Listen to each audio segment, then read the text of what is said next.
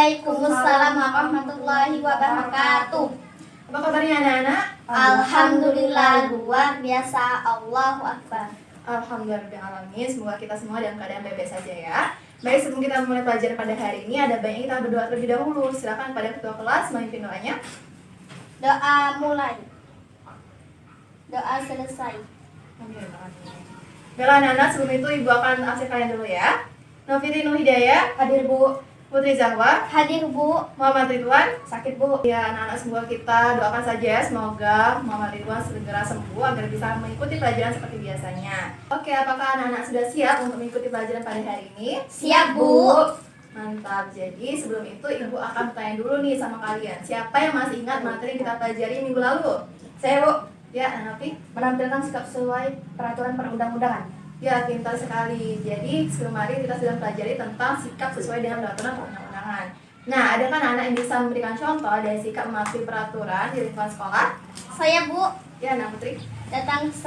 Datang ke sekolah tepat waktu. Ya, benar sekali. Jadi minggu lalu kita sudah mempelajari tentang sikap menaati peraturan perundang-undangan. Nah, salah satunya ada peraturan di sekolah yang seperti Nak Putri jelaskan tadi, yaitu dengan cara datang ke sekolah tepat waktu. Nah, baiklah anak-anak, ibu akan menyampaikan motivasi pada kalian. Jika kalian mempelajari materi pada hari ini dengan sungguh-sungguh, maka tentunya kalian juga akan mendapatkan banyak manfaat dari pelajaran kita pada hari ini. Oleh karena itu, ibu harapkan semoga kalian bisa belajar dengan sungguh-sungguh ya. Iya Bu. Baiklah, ibu akan menyampaikan tujuan pembelajaran kita pada hari ini, yaitu setelah mempelajari materi pada hari ini, diharapkan kalian bisa menganalisis dinamika peran Indonesia dalam perdamaian dunia sesuai dengan Undang-Undang Dasar 1945. Nah, materi yang kita akan pelajari pada hari ini yaitu peran Indonesia dalam perdamaian dunia melalui hubungan internasional. Jadi, metode yang akan kita gunakan pada hari ini adalah metode diskusi, di mana nanti ibu akan ada tayangan video yang akan kalian amati dan kemudian kalian analisis bersama dengan teman kalian. Nah, baiklah anak-anak, yang pertama yaitu tentang makna hubungan internasional. Jadi, ibu mau tanya nih, siapa yang tahu apa itu hubungan internasional? Saya Bu.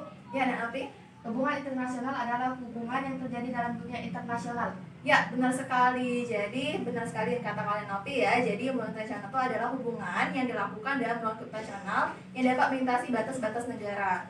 Nah, menurut para ahli ada 3 konsep mengenai hubungan internasional. Yang pertama yaitu politik luar negeri. Jadi, politik luar negeri ini adalah politik yang digunakan oleh suatu negara untuk melakukan hubungan dengan negara lain. Yang kedua yaitu tentang hubungan luar negeri. Jadi hubungan luar negeri ini adalah hubungan dilakukan oleh suatu negara dengan pihak lain yang mengakui pihak kedaulatannya. Yang ketiga yaitu politik nasional, yaitu politik yang mencakup kepentingan, tindakan, dan interaksi antar negara.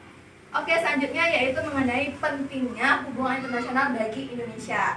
Nah, ibu mau tanya lagi nih, siapa yang tahu kenapa sih Indonesia harus melakukan hubungan internasional?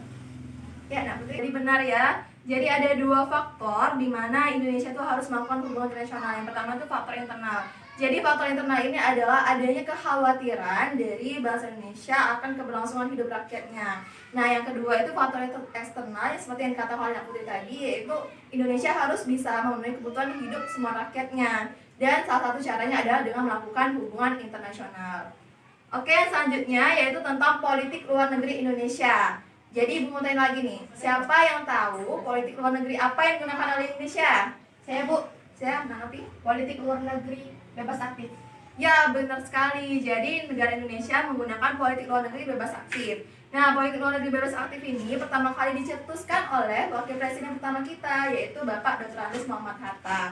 Nah, Bapak Dr. Andes Muhammad Hatta ini pernah berpidato, dan dalam pidatonya beliau menyampaikan bahwa negara Indonesia itu harus dapat menentukan tujuan dan prinsipnya sendiri tanpa ada paksaan dari negara lain. Oleh karena itu, politik luar negeri bebas aktif inilah yang digunakan oleh bangsa Indonesia dalam hubungan internasional hingga saat ini. Nah, anak-anak, ibu ada tayangan video nih untuk kalian. Jadi silakan kalian amati, karena nanti ibu akan minta kalian untuk menganalisis bersama dengan teman kalian ya.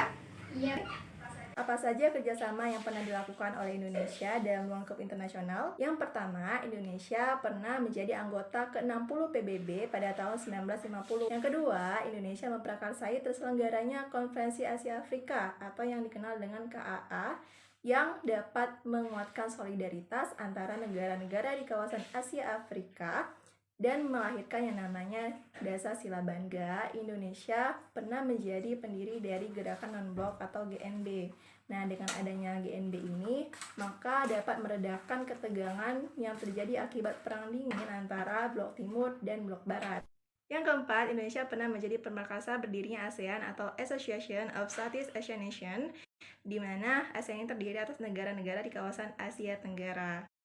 Jadi silakan kalian melakukan diskusi dengan teman kalian tentang peran Indonesia dalam perdamaian dunia melalui kerjasama internasional.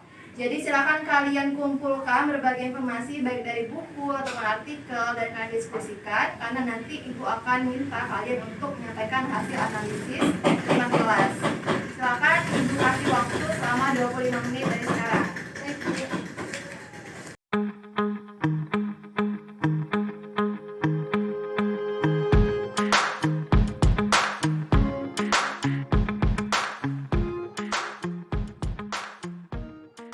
Karena waktunya sudah habis, silakan siapa yang mau menyampaikan hasil analisisnya?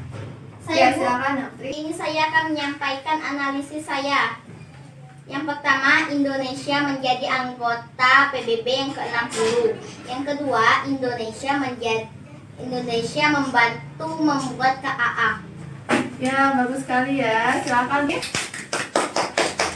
Ya, ada lagi yang mau menyampaikan hasil analisisnya? Saya, Bu. Ya, silakan, Natri. Baiklah, saya akan mempresentasikan hasil analisis saya. Yang pertama, Indonesia menjadi salah satu pendiri GNB. Yang kedua, Indonesia menjadi salah satu pendiri ASEAN. Ya, bagus sekali ya. Silakan tepuk tangan untuk Nanopi. Ya, jadi sudah bagus sekali ya hasil kalian tadi, sudah jelas dan benar. Ibu hanya akan menambahkan sedikit. Jadi Indonesia pernah terlibat dalam berbagai kerjasama internasional. Di antara Indonesia pernah menjadi anggota PBB ke-60 pada tahun 1950. Kemudian pada tahun 1955 Indonesia menjadi pelopor berdirinya KAA atau Konferensi Asia Afrika. Pada tahun 1961 Indonesia menjadi pelopor berdirinya GNB, dan Indonesia pernah menjadi pemrakarsa berdirinya ASEAN atau Association of Southeast Asian Nations pada tahun 1967.